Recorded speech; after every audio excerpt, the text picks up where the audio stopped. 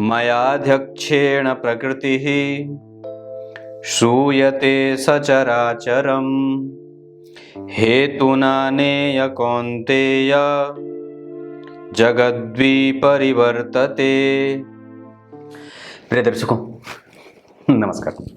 एक बार फिर से उपस्थित हूँ आप सबके सामने शनिवार के बाद रविवार के कार्यक्रम में। एक बात बताऊँ, एक बात बड़ी अद्भुत बताता हूँ। आज इनकी कुंडली लेकर के आया हूँ। ये पता नहीं कितने दिन से मुझे भी और लिख लिख करके खुद को भी परेशान किया था। नाम है इनका परविंदर तंवर। श्रीमान, मैंने कहा था मैं जरूर देखूंगा, बस अब अपना धैर्य बना करके रखिए। बहुत अच्छी बात है कि आपने अपना धैर्य नहीं खोया। बीच में तो आप डगमगा गए थे, पर बहुत अच्छी बात है। इस वजह से मैंने आपके कार्यक्रम में गीता जी के श्लोक बोले ताकि ये कार्यक्रम और भी ज़्यादा सुंदर बनाने का मेरा ये प्रयास था। शुरू करते हैं आज का कार्यक्रम। कहीं नहीं जाना है, बिल्कुल बन के रहिएगा। कार्यक्रम के आरंभ में बोले गए गीता जी के श्लोक का अर्थ भी बताने वाला हूँ और एक एक पक्षों का अपने हृदय से निरूपण करने वाला हूँ। शुरू करते हैं आज का कार्यक्रम।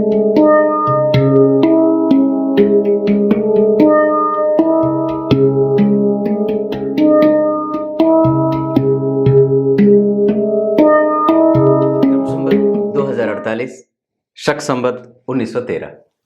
इनका जन्म दक्षिणायन में हुआ है। इस वजह से व्यक्ति जो होता है वो आत्मविश्वास में थोड़ी सी कमजोरी होती है और आत्मविश्वास में कमजोरी हो जाने से कई बार घबराहट बड़ी ज्यादा हो जाती है। इस कुंडली में दक्षिणायन में जन्मे होने से व्यक्ति को नौकरी में मशक्कत तो करनी पड़ती है, पर हाँ, निस्संदेह व्यक्ति जो है वो पा लेता है। सैनिक सेवा से जुड़ करके, सैन्य सेवा से जुड़ करके, और कई बार जो है वो प्रशासनिक सेवाओं में, कई बार शिक्षकीय गुणों में, कई बार जो है वो व्यक्ति जो है वो तकनीक के क्षेत्र में, वन विभाग से संबंधित, लेखागार, बैंकिंग आदि से संबंधित, मैनेजमेंट के क्षेत्र में, आदि आदि क्षेत्रों में व्यक्ति किसी भी क्षेत्र में मतलब अच्छी स्थिति होती है नौकरी के मामले में। पर ये बात आगे और भी बताऊंगा। शरद ऋतु में जन्मे होने से व्यक्ति अपने काम के लिए थोड़ा आलसी होता है, पर वही काम जब दूसरे के लिए होता है तो बड़ी जल्दी ही वो तैयार हो जाता है। शुक्ल पक्ष के द्वितीय तिथि के चंद्रमा पापग्रह होते हैं। इस वजह से यहाँ पे आपको इस बात को समझने की आवश्यकता है कि कुंडली आपको कई बार इस बात के लिए भी मजबूर कर सकती है कि आपको खुद का व्यवसाय करना पड़े। इस वजह से अगर व्यवसाय करने का मन नहीं होगा तो पढ़ाई पे ध्यान ज़्यादा लगाना होगा। और ज्योतिषीय कार्यक्रम में एक बात बड़ी अद्भुत बताता हूँ। आप लोग ज्योतिष में बिल्कुल इंटरेस्ट है आप लोगों का, ये बहुत अच्छी बात है, लेकिन इतना भी नहीं होना चाहिए कि अपने काम भी त्याग दें और अपना जो है वो दैनिक जीवन ही जो है वो इसके मामले में नुकसान में चला जाए। मैं ऐसा बिल्कुल भी नहीं चाहता और ऐसा कहना भी नहीं चाहता हूं कि आप लोग अपने धर्म का त्याग करके ही अपने कर्म करें। नहीं, दोनों का संतुलन होना आवश्यक है और संतुलित होना जरूरी है। सोमवार के जन्मे होने के कारण व्यक्ति कभी भी झगड़ालू नहीं होगा, पर वस्तुतः गर्वीला जरूर है। क्रोध है, पर उसको पता है कि लाभ कहां से मिलेगा और कहां से हानि प्राप्त होने वाली है। क्लियर हो रही होंगी चीजें। सोमवार के जन्म होने से मीठी वाणी और बहुत ही सधा हुआ बोलने वाला, और कभी भी अनुकूल परिस्थिति को अपने प्रभावों से और अपने काम के द्वारा प्रतिकूल नहीं बनने देता है। मतलब चीजें जो है वो जैसे अगर बिगड़ रही हो तो बिगड़ती हुई चीज को भी वो अपने पक्ष में कर लेता है। और कई बार तो ऐसी भी स्थितियां हो जाती हैं जहां व्यक्ति बिगड़ी हुई बात को भी ऐसा वहां पे उपस्थिति इतनी मजबूती से दर्ज कर लेता है कि वो उसके पक्ष में आ जाती है। तो ये एक अच्छी बात है, आपके अंदर ये गुण विद्यमान है। आपका जन्म हस्त नक्षत्र में हुआ है। व्यवसाय ज्यादा होते देख रहा हूं, व्यवसायिक कुंडली ज्यादा बन रही है इधर से। तो हस्त नक्षत्र में जन्मे होने से व्यक्ति जो होता है वो बहुत ही अच्छा मैनेजमेंट में आगे होता है और बहुत ही सूक्ष्म विचारधारा रखने वाला होता है, बहुत ही अन्वेषण करता होता है, बहुत ही मतलब एक तरीके से अगर देखें तो धर्म को जीवन में रख करके रहे। पृथ्वी, जल, अग्नि और वायु और आकाश, इन तत्वों का जो है वो समावेश जो जिसके शरीर में हो और इनके ही संघात से जो शरीर बनता है, उसके अंदर जो आत्म तत्व और परमात्मा तत्व रूपी जो परमात्मा विद्यमान होता है, उसमें इसका भरोसा बहुत ही दिव्य और अलौकिक होता है। कई बार जब आप ऐसे गुणों से युक्त हो जाते हैं कि आपके अंदर ये सगुण साकार, निर्गुण निराकार या फिर किसी भी तरीके से ब्रह्म की उपासना जो होती है, वो व्यक्ति बहुत ही निकटता से जाकर के उसको कई बार महसूस कर लेता है। मतलब कई बार मेरे कहने का ये है कि आप भगवान की शक्ति का जो है वो विलक्षणता से व्यक्ति जो है वो उसका एहसास कर लेता है जीवन में। जैसे जो चीज सोचा हो वो कई बार हो जाए, जो चीज सोच रहा हो वो तुरंत ही घटित हो जाए, जो चीज दिमाग में चल रही हो वही बात सामने से प्रकट हो जाए।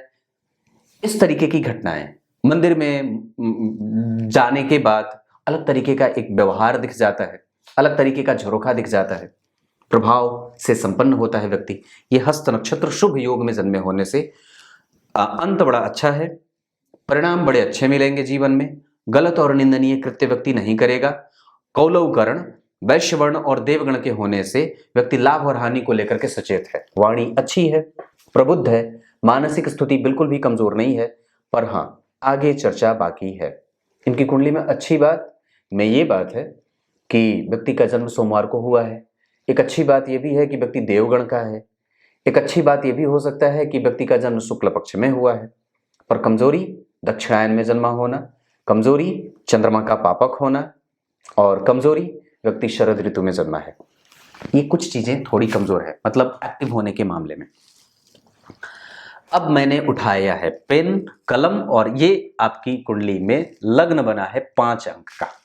मैंने कल ही एक कुंडली देखी थी सिंह लग्न की, शायद सुबह वाले कार्यक्रम में, और सिंह लग्न के बारे में मैंने आप लोगों से, अब यहां बैठ जाइए एकदम इत्मीनान से, मतलब जरा भी जो है वो उसको क्या बोलते हैं,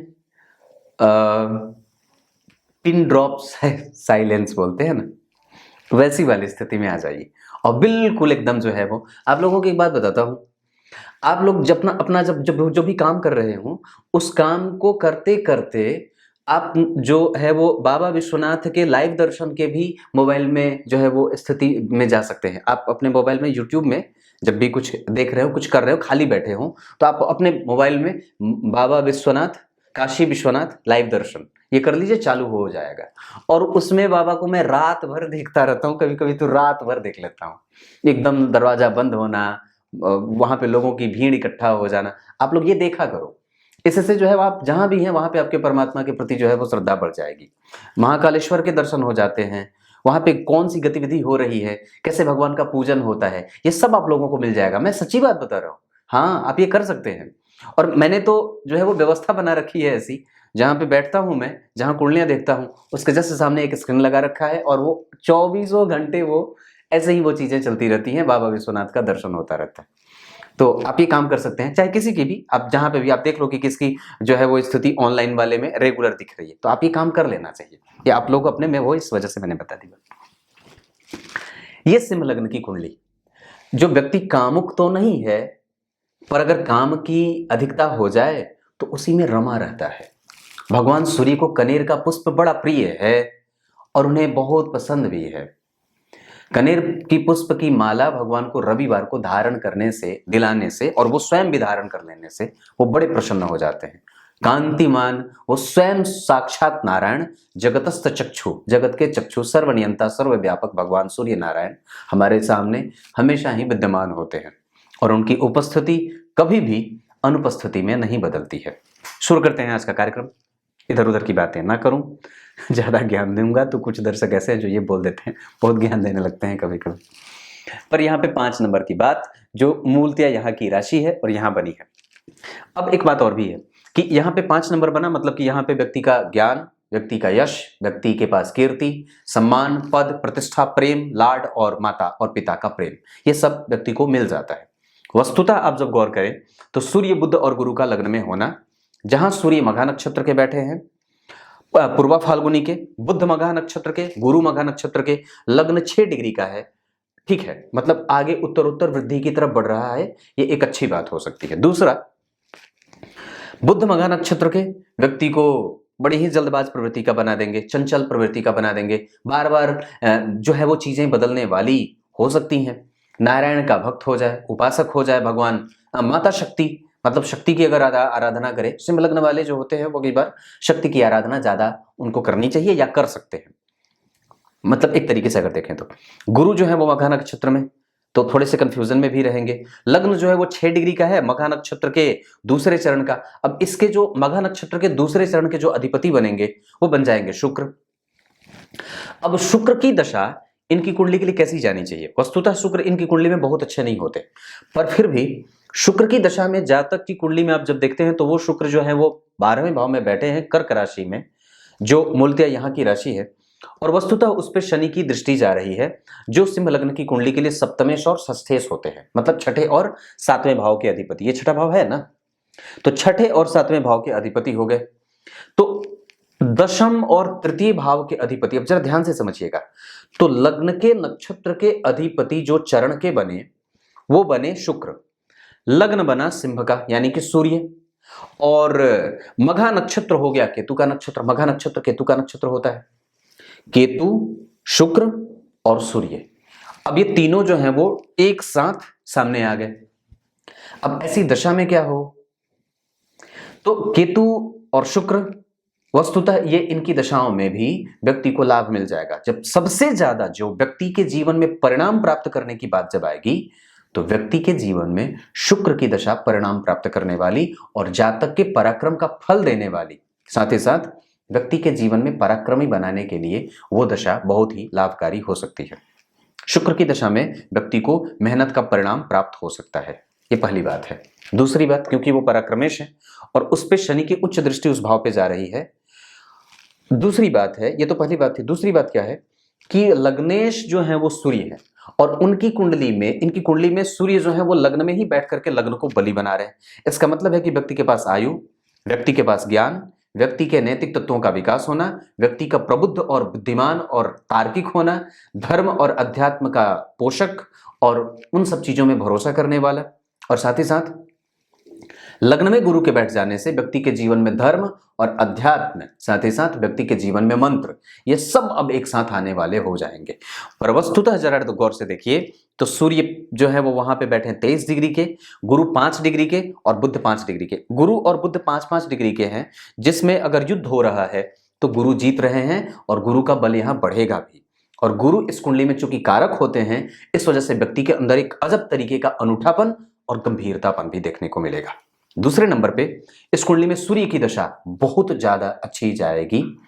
इस कुंडली में मंगल की दशा, जातक के जीवन में मंगल की दशा, अगर देखिए इनका जन्म जो हुआ है वो 10 सितंबर को हुआ है, तो अगर मैं समझता हूं कि अगर इनका जन्म 10 सितंबर को हुआ है, तो अगर महीने में अगर देखते हैं तो माह के हिसाब से जो ये अवस्था बन रही है, उसके आधार पर व्यक्ति को 21वें वर्ष में भाग्योदय हो जाता है व्यक्ति का, इस महीने में टोटल अगस्त से लेकर के सितंबर तक। अगर ऐसी स्थिति बने तो 13-14 तारीख से ऐसी स्थितियां बनती हैं। एक बार मैं फिर से देख लेता हूं कि इनका डेट ऑफ बर्थ सही तो है ना। हाँ, 10/9/1991 है, तो ये स्थिति बन रही है। इसका मतलब है कि 21वें वर्ष में व्यक्ति के जीवन में एक अच्छा और अनुभव लाभ प्राप्त करने वाली चीजें, या व्यक्ति के जीवन में बहुत ही बड़ा लाभ, भाग्य का लाभ मिलता है। भाग्योदय 21वें वर्ष में भी हो जाता है। और वस्तुतः यहाँ पे मंगल जो है वो लग्न के अधिपति होकर के धन भाव में, ये अलग तरीके से व्यक्ति के जीवन में महाभाग्यशाली योग, और जन्म कुंडली में 12वें के अधिपति के साथ भाग्येश का जाना कई बार व्यक्ति को बाहर जाने के इशारे में भी ले जा रहा है, और साथ ही साथ धन के खर्च के अलग रास्ते भी दिखेंगे। और व्यक्ति जो होता है वो कई बार, अब चूंकि शनि की दृष्टि यहां पड़ेगी और यहाँ के अधिपति लग्न में बैठे हैं, और गौर से देखिए तो यहाँ पे चंद्र मंगल योग, अब धन बचाने के लिए सारी जुगत व्यक्ति लगा दे, सारी जुगत, मतलब अब यहाँ पे आपको ये नहीं कहना है कि वो बहुत ज्यादा खर्चीला है, क्योंकि चंद्र मंगल है तो ये सिर्फ धन लाने के बारे में ही सोचेगा, भाग्य का व्यय नहीं करना चाहेगा। कोई भी व्यक्ति ऐसा काम नहीं करना चाहता है जिससे इसका नुकसान हो। एक संतति वाला हो सकता है, काम में रति क्रिया में माहिर बहुत ज्यादा नहीं होता, पर लगा रहे तो कई बार लगा रह जाता है। और एक बात और भी है कि कई बार बैलेंस बनाने में व्यक्ति को दिक्कत नहीं होती किसी भी चीज में, वो सब चीज में समतुल्यता का भाव रखता है और सभी चीजों को बिल्कुल टू द पॉइंट एकदम एग्जैक्टली जो है वो एकदम डिफाइन करता है। ये एक अच्छी बात है। 12वें भाव में शुक्र बलवान हो जाते हैं और लग्न का वो बल बढ़ाएंगे। शनि से दृष्ट होने के कारण, यानी कि पराक्रम भाव के अधिपति, सप्तम भाव के अधिपति और छठे भाव के अधिपति से देखे जाने से वो उनके मित्र होते हैं। शुक्र और शनि का संबंध मित्रवत होगा, इस वजह से कि पापक भाव में पापक ग्रह की राशि का बनना और पापक ग्रह का बैठना, उसके ठीक पीछे राहु का बैठना व्यक्ति को यश मिलने में कभी कभी मशक्कत या सामान्यतया एक परिणाम में विलंब की स्थिति भी दिख रही है, परंतु इस भाव के अधिपति इसे देख रहे हैं, गुरु की 5वीं दृष्टि, और पराक्रम भाव के ऊपर शनि की दृष्टि व्यक्ति को मेहनती बनाने से चुकेगी नहीं, व्यक्ति मेहनती हो जाएगा। और चंद्रमा और मंगल का यहां बैठना, लग्नेश का जन्म कुंडली में लग्न में बैठना, उसके साथ गुरु और बुध का बैठना व्यक्ति को धार्मिक, पौराणिक, पुराणों का, वेदों का, मंत्रों का, अपने देवताओं का, अपने पूर्वजों का उपासक बना देता है। क्लियर है? द्वितीय भाव में चंद्रमा और मंगल बैठे, जहां मंगल हस्त नक्षत्र के और चंद्रमा भी हस्त नक्षत्र के, दोनों चंद्रमा के नक्षत्र में। और अगर यहां के बारे में बात करते हैं तो धन भाव से केंद्र में केतु, धन भाव से केंद्र में राहु, और धन भाव से तृतीयस्थ बुध, मतलब लग्न, धन भाव से 12 में दो शुभ ग्रह गुरु और बुध, यहां पे सूर्य लग्नेश। यानी कि अगर धन भाव के अधिपति से गौर करें तो 5वें शनि ये थोड़े से कमजोरीपन के एहसास को कराने वाले होंगे। इससे 9वें शुभ ग्रह की राशि, और इससे जो है वो यहाँ के अधिपति जन्म कुंडली में केंद्र में आ रहे हैं। धनेश का केंद्र में जाना और राहु से दृष्ट होना, और वस्तुतः राहु जो है वो गुरु को भी देख रहे हैं, और शनि और मंगल का संबंध जन्म कुंडली में 9म पंचम का बन रहा है, इनका कोई संबंध नहीं है। इस वजह से व्यक्ति के जीवन में एक अच्छी बात यह बन रही है कि कहीं ना कहीं वो लाभ के लिए और धन के लिए हमेशा ही प्रयासरत रहने वाला है। पर एक अलग तरीके का भाव यह भी दिख रहा है कि उसमें उसको मशक्कत भी करनी पड़ सकती है, इस भाव से केंद्र में केतु के जाने के कारण। और वस्तुतः चंद्रमा जो बैठे हैं वो पापक बन रहे थे, शुक्ल पक्ष के द्वितीय, तृतीय, चतुर्थी के चंद्रमा पापक होते हैं। इस कारण से व्यक्ति के जीवन में धन पाने में मशक्कत और मेहनत भी बनती है। वैसे आप 1991 के हैं और आपके पास बल है, अनुभव भी है, गंभीरता है, वजन बढ़े नहीं। और व्यक्ति की कुंडली में अगर लाभ को देखते हैं तो लाभ भाव के अधिपति भी बुद्धि होते हैं, वो लग्न में बैठे हैं, अस्त नहीं है। इस वजह से कम लाभेश और धनेश का संपूर्ण परिणाम व्यक्ति के जीवन में मिलेगा। मतलब बुध जो बैठे हैं वो मघा नक्षत्र के, और वो केतु जो मघा नक्षत्र के अधिपति होते हैं वो पुनर्वसु नक्षत्र में बैठे हैं।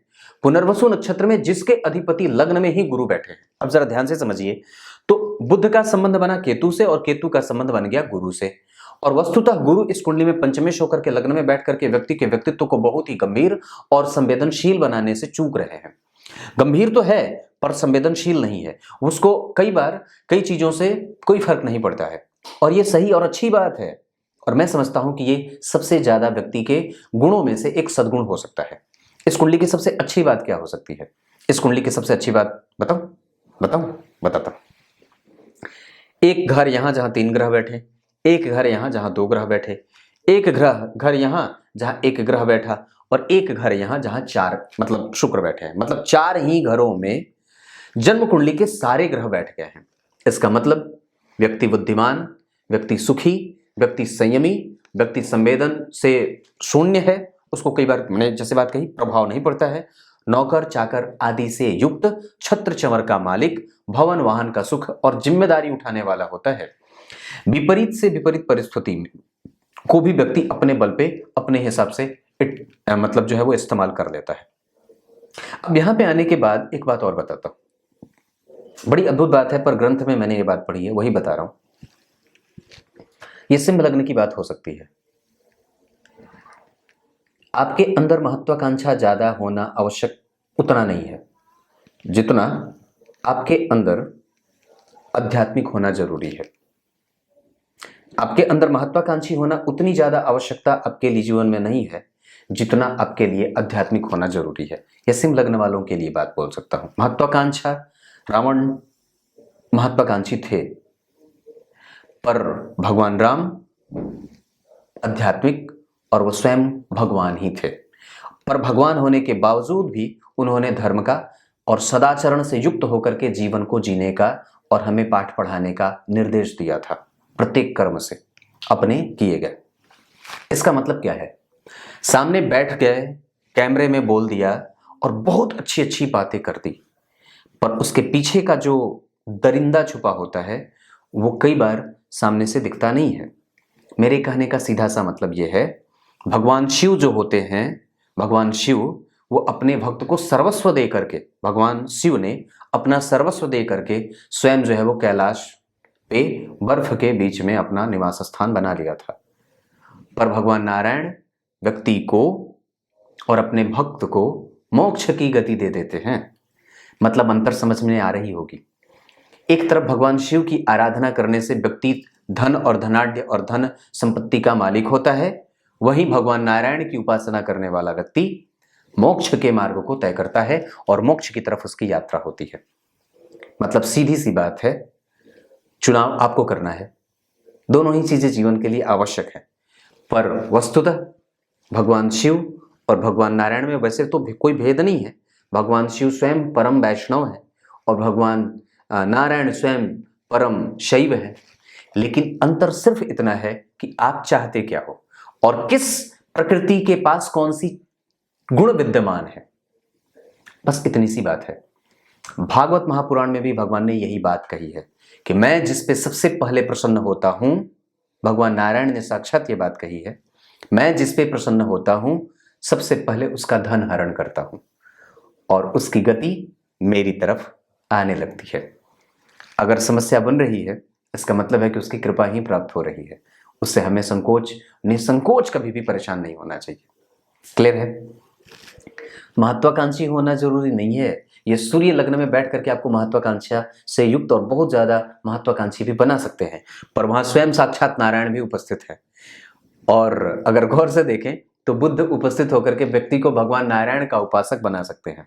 इस वजह से भगवान नारायण की उपासना करिए, क्योंकि आपकी कुंडली में 12वें भाव के अधिपति चंद्रमा जन्म कुंडली में द्वितीय भाव में बैठ करके अष्टम भाव को देख रहे हैं, जिसके ऊपर शनि की दृष्टि है जो मोक्ष का कारक होता है। 12वें भाव पे षष्ठेश की दृष्टि है। गौर करिए, मैंने सूत्र बताया था, 12वें भाव पे षष्ठेश की दृष्टि है। शनि मंगल राहु केतु का कोई प्रभाव नहीं है, पर वस्तुतः जन्म कुंडली में 12वें भाव के अधिपति मंगल के साथ जरूर बैठे हैं और उस पे जो है वो राहु का कोई संबंध नहीं है, लेकिन 12वें भाव के अधिपति से राहु केंद्र में जरूर है। तो व्यक्ति जो है वो भगवान नारायण का अगर नारायण की उपासना करे तो निसंदेह उसको जो है वो कष्ट नहीं भोगना होता है। पर हाँ, कई बार अगर ये स्थिति बनी तो व्यक्ति को कष्ट भोगना भी पड़ेगा, क्योंकि कहीं ना कहीं शनि की दृष्टि है। 12वें भाव के अधिपति जो है वो राहु से केंद्र में है, 12वें भाव के अधिपति चंद्रमा मंगल के साथ है, तो शनि का संबंध बना 12वें भाव से, मंगल का संबंध बना 12वें भाव से, शनि राहु केतु का संबंध बन जाता है 12वें भाव से। इस वजह से व्यक्ति को मृत्यु के उपरांत कष्ट नहीं भोगने की अगर इच्छा है, मृत्यु जो है वो मृत्यु से पहले का जो एक दौर होता है, अगर उसमें श्रेष्ठता और आसानी से जीवन को अगर पटरी पर जी करके मृत्यु को प्राप्त करना चाहते हैं, तो निसंदेह अपने जीवन में गीता और भागवत महापुराण को लाना ही होगा। क्लियर है? ये बात है। धन है, उसकी चिंता मत करिए, क्योंकि आपकी कुंडली में अगर खुद का काम करेंगे तो कई बार जो आपके सहपाठी होंगे, जो आपके साथ काम करते हैं, ऐसे वो कई बार आपसे डर डर के आपके साथ रहने वाले हो जाएंगे। तो कभी भी अपने पार्टनर को, जो बिजनेस पार्टनर होगा आपका, उसके साथ कभी भी ऐसा बर्ताव मत करिएगा जिससे वो आपके साथ खुल करके आपका व्यवहार, उसका व्यवहार जो है वो आपके लिए अच्छा ना हो। कहने का मतलब है कि आपको अपने साथ काम करने वाले लोगों से एक अच्छा बर्ताव रखना होगा। इसका दबाव आपके ऊपर काम करेगा, क्योंकि चंद्रमा और मंगल आपको कई बार संकोची प्रवृत्ति का भी बना देंगे, पर वहां पे व्यक्ति की वाणी को बहुत ही लाभदायक और स्पष्ट बना देंगे। और निस्संदेह कभी कभी व्यक्ति जो है वो उग्र भी होगा, क्योंकि उसकी चौथी दृष्टि जब जन्म कुंडली में राहु पे पड़ेगी और इस भाव से अगर राहु का प्रभाव रहेगा, धन भाव के अधिपति से राहु का संबंध बनेगा, तो धन की समस्या नहीं होनी चाहिए, मैं जहां तक ये बात समझता हूं। क्लियर है? जन्म कुंडली में अगर तृतीय भाव को देखते हैं और शुक्र की स्थिति देखते हैं, तो दशम और तृतीय के अधिपति होकर के इस कुंडली में अच्छे नहीं होते, पर फिर भी शुक्र की दशा इस कुंडली के लिए बहुत ही अच्छी और बहुत ही श्रेष्ठ जाने वाली है। इस कुंडली में उसकी दशाएं कमजोर नहीं जाएंगी। 12वें में शुक्र बड़े प्रसन्न हो जाते हैं और वहां पे वो अच्छे योग भी बनाने लगते हैं। तृतीय भाव के अधिपति होकर के 12वें बैठे हैं। मंगल जो है वो चंद्रमा के साथ है, जो कि जन्म कुंडली के 12वें के अधिपति हैं। इस वजह से व्यक्ति के पास एक नेचर ऐसा मिलेगा, या व्यक्ति के प्रभाव में, या व्यक्ति के पराक्रम में, या व्यक्ति के सौंदर्य में, या व्यक्ति के यश में, उसके भाग्य में थोड़ी सी निर्मूलता की स्थिति बनेगी। वो जड़ विहीन कई बार होने का प्रयास करे। इस वजह से व्यक्ति को भगवान नारायण की उपासना करने के साथ साथ बजरंग बली को भी मना लेना चाहिए। क्लियर है? अभी अभी जो मैंने कार्यक्रम वीडियो डाला है, अभी वाला तुरंत 8 बजे, उसमें श्री हरि उपाध्याय जी ने लिखा है कि आज अगर आपने मेरी रविवार वाले कार्यक्रम में कुंडली नहीं ली तो मैं समझूंगा कि आप मुझे पसंद नहीं करते हैं। ऐसा नहीं है। और ये जब आप ऐसी बात लिखेंगे तो बाकी के प्रवीण तंवर का क्या होगा? सोच के देखिए, प्रविंदर तंवर जी मुझसे 2 साल से जुड़े हैं और उनकी कुंडली में आज देख रहा हूं, पर आप ऐसे ऐसे अगर लिखेंगे तो मुझे फिर अच्छा नहीं लगेगा। और फिर मैं आपको भी जो है वो मुझे भी अच्छा नहीं लगेगा और आपको भी अच्छा नहीं लगेगा। मैं न तो आपको जानता हूं और ना मैं प्रविंदर तंवर को जानता हूं, मुझे सब यही मिले हैं, है कि नहीं बात? जरा ध्यान से समझना, आप इमोशनली किसी को ब्लैकमेल नहीं कर सकते, अपनी अपनी बारी है और मैं निश्चित रूप से सबके लिए उतने ही लिए सब मेरे लिए उतने ही आवश्यक हैं और सब मेरे लिए उतने ही जरूरी हैं और सभी दर्शकों का प्यार मुझे उतना ही मिलना चाहिए, ना तो किसी को ज्यादा ना तो किसी को कम। तो मैं ये कहता हूं, आप चुपचाप लिखते रहिए, मुझे जब पता चलेगा कि मुझे हाँ आपकी कुंडली देखनी है, निस्संदेह मैं देख लूंगा और आप निश्चिंत रहें उसके मामले में। ऐसी भी चीजें मत लिखिए, ये गंभीरता थोड़ी सी इस मामले में रखने की आवश्यकता है। आप क्यों घबरा रहे हैं? मैं देख रहा हूं, निश्चिंत रहिए, मैं हूं ना, मैं हूं। यहां मैंने शुक्र के बारे में बात करी, इसकी दशा अच्छी जाएगी। मंगल जन्म कुंडली में कारक होते हैं। सिंह लग्न की कुंडली के लिए सूर्य, सिंह लग्न की कुंडली के लिए गुरु, सिंह लग्न की कुंडली के लिए मंगल। अब जरा ध्यान से समझिए, मंगल के बारे में मैंने तो चर्चा कर रखी थी। मंगल की 7वीं दृष्टि यहां और चंद्रमा की 7वीं दृष्टि यहां व्यक्ति के जीवन में आध्यात्मिक नेचर दे, धर्म का पाठ पढ़ाए और यहां के लिए व्यक्ति के भाग्य का लाभ देता रहे। ये बहुत अच्छी बात है, मंगल की दृष्टि हर जगह बहुत अच्छी जा रही है, यहां भी और यहां भी। मतलब मंगल और गुरु कभी भी कमजोर नहीं है, क्योंकि गुरु बुध और सूर्य लग्न में बैठे हैं। मैं 100% नहीं 200% विश्वास के साथ ये बात कह सकता हूं कि जातक कभी भी निंदनीय कृत्य नहीं करेगा और कभी भी इसके हाथ से एक चींटी तक नहीं मरेगी, गाड़ी चलाए तो या रोलर चलाए तो। 100% ये गारंटी से ये बात मैं बोल सकता हूं कि व्यक्ति कभी भी निंदनीय नहीं है और कभी भी इसके कृत्य किसी को भी परेशान नहीं कर सकते, क्योंकि ग्रहों का जो प्लेसमेंट बना है वो बिल्कुल ही सादगी से युक्त और बिल्कुल ही भरोसेमंद है, उस पर भरोसा किया जा सकता है। क्या भाई, क्लियर है ये बात? यहां पंचम भाव के अधिपति के बारे में अगर चर्चा करते हैं तो सिंह लग्न की कुंडली के लिए पंचमेश और अष्टम के अधिपति होकर के लग्न में बैठे आयु देंगे, यश, कीर्ति, मान, सम्मान, पद, प्रतिष्ठा, धन, धान्य और व्यक्तित्व का चौड़ा बनाना। गुरु मघा नक्षत्र में, जिसके अंदर व्यक्ति को थोड़ा सा जो है वो कंफ्यूजन भी रहता है, उसके परिणाम कई बार देर से मिलते हैं। व्यापार वगैरह कराने के लिए ये एक अलग तरीके का दार्शनिक तत्व दे देते हैं और व्यक्ति की कुंडली में बहुत ही तीव्रता से व्यापार में भी लाभ मिलते देखा जाता है। वस्तुतः आप इतने गौरवान्वित करने वाले हैं कि निसंदेह पिता और माता दोनों को गर्व भी होगा और गर्व का क्षण व्यक्ति अपने जो है वो कुटुंबजनों को और अपने इष्ट मित्रों को देता रहता है। कभी भी झगड़ा ना करिए। निसंदेह आपकी कुंडली में शुक्र 12वें है, शनि का प्रभाव है, दुश्मन से कोई खतरा और किसी भी प्रकार से डरने की कोई आवश्यकता नहीं है। दुश्मन आपका कुछ भी ना बिगाड़े, क्योंकि इस भाव से पंचमस्त चंद्रमा और मंगल बैठे हैं। दुश्मनों को भी आप ऐसे कर सकते हैं जिससे उनसे भी आपको कुछ लाभ ही हो जाए। इस कुंडली में ऐसे योग बने हैं जो सामने से अगर व्यक्ति दुश्मन हो और जैसे ही आप उसके सामने जाएं तो वो हंस करके खिलखिला करके आपको गले लगा ले, और ऊपर से अगर आप कभी कोर्ट केस कचहरी आदि में फंस भी जाएं तो मान लीजिए, ऐसे कोई योग नहीं है आपकी कुंडली में, पर उदाहरण दे रहा हूं कि अगर कभी ऐसी स्थिति नौबत बन पड़े, आ जाए ऐसी स्थिति, कभी भी ऐसी बात बने, तो वो व्यक्ति स्वयं आपको पुरस्कृत भी करेगा और अपनी गलती का क्षमा भी मांगेगा और आपसे एक श्रेष्ठ संबंध बनाने की अपेक्षा भी रखेगा। ये बात बनती है। मतलब ये कुंडली कहीं से इस मामले में कमजोर नहीं है, इसको कोई गलत और संदेहास्पद स्थिति में नहीं पकड़ सकता है, ये अच्छी बात है। छठे स्थान के अधिपति का छठे में बैठना, इस कुंडली के लिए 7वें और 6वें भाव के अधिपति होते हैं शनि। जन्म कुंडली में पापक ग्रह का छठे भाव में बैठना, स्वग्रही होकर के बैठना, आयु देने का काम और प्रतियोगिताओं में सफलता देने का काम। साथ ही साथ व्यक्ति पूर्वजों से जुड़ करके पूर्वजों का काम भी संभाल सकता है। व्यक्ति के जीवन में अगर शनि की दृष्टि यहां जा रही है तो शुक्र पे दृष्टि है, जो कि पराक्रम के अधिपति होने के साथ साथ दशम के अधिपति हैं, तो व्यक्ति के जीवन में सरकारी नौकरी के प्रबल योग बनते हैं और व्यक्ति बेहतरीन तरीके से अपना जीवन निर्वाह कर लेता है। एक समय पे आने के बाद व्यक्ति एकाकी भी होता है और अकेलेपन का भरपूर आनंद भी लेता है। सिंह लग्न के होने के कारण कई बार व्यक्ति जो होता है वो अपने आप को अलग तरीके के ढांचे में ढाल लेता है, जिसको समाज से कई बार कोई मतलब नहीं रहता और साक्षात जो है वो परमपिता परमेश्वर के धाम जाने की तैयारी करता है।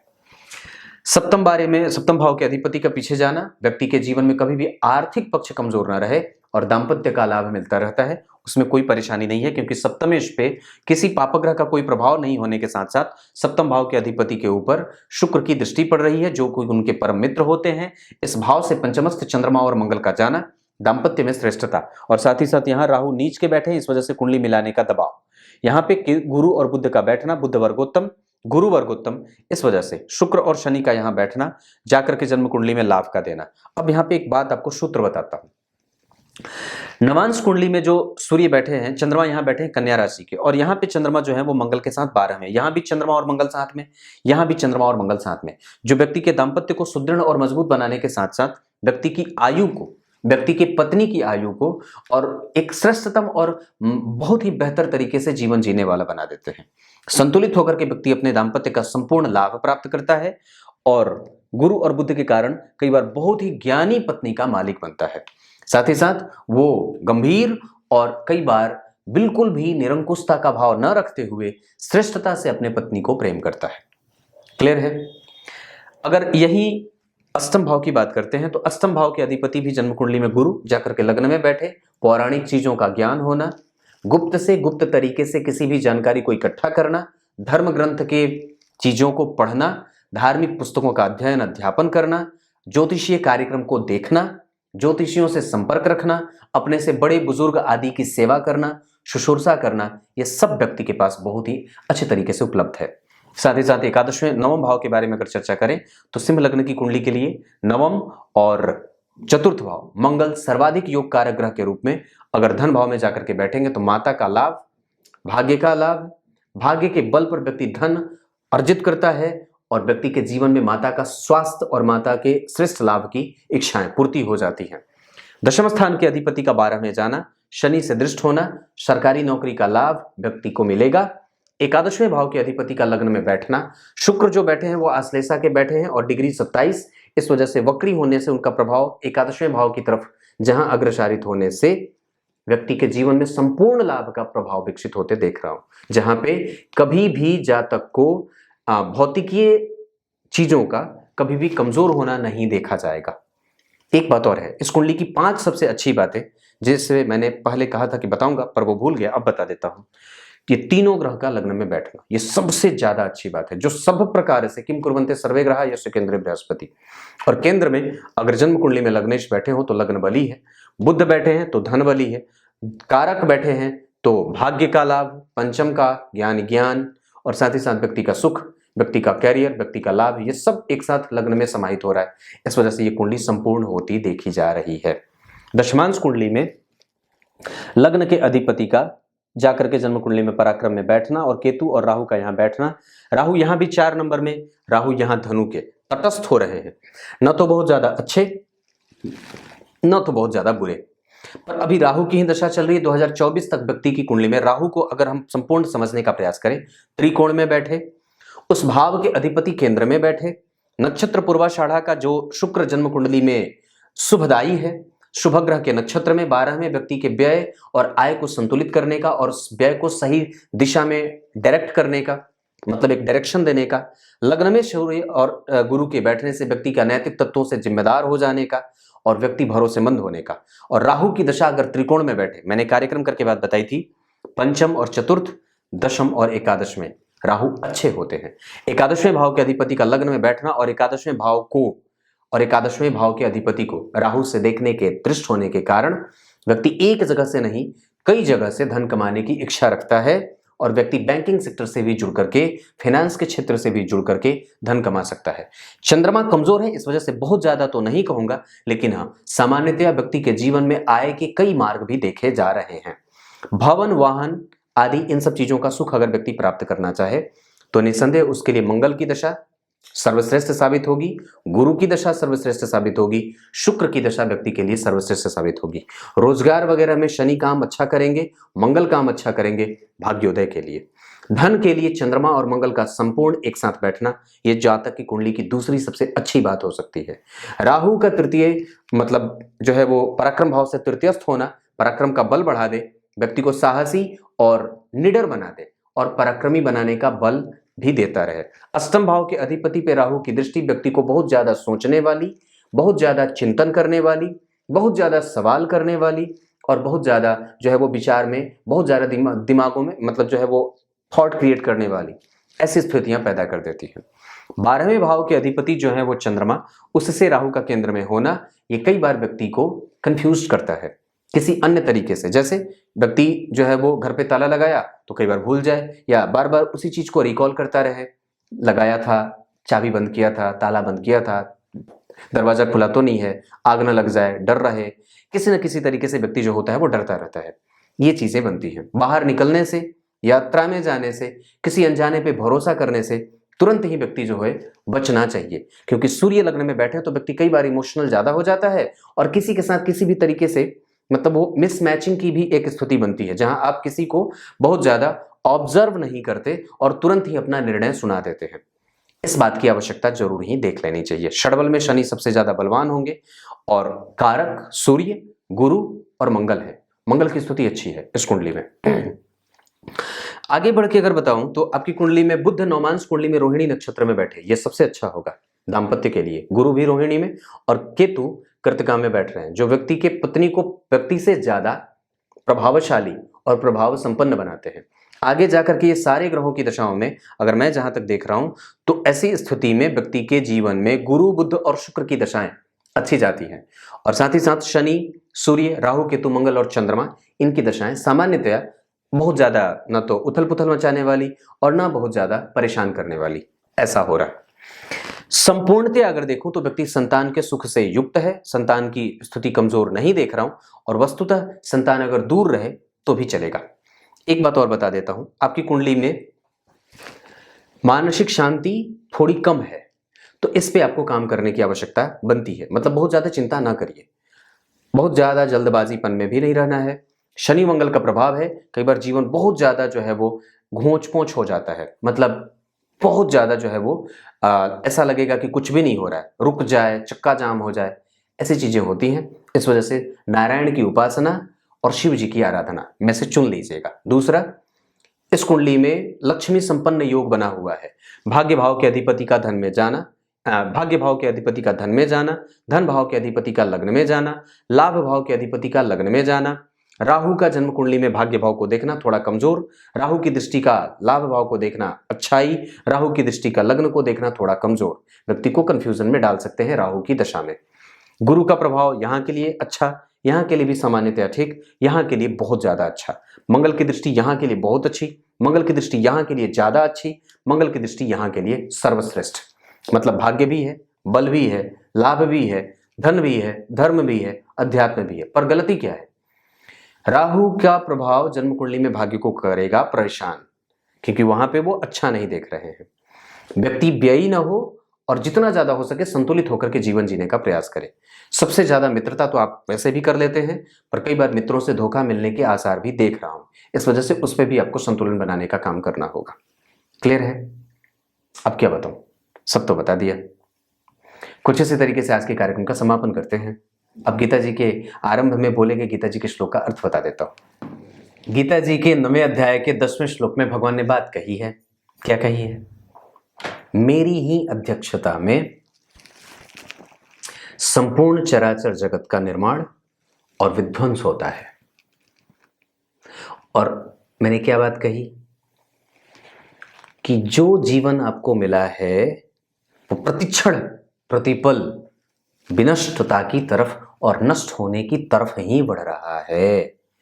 और वस्तुतः ये जीवन सिर्फ और सिर्फ भोगों के लिए बिल्कुल ही नहीं मिला है, भोगों के लिए तो बिल्कुल भी नहीं मिला है।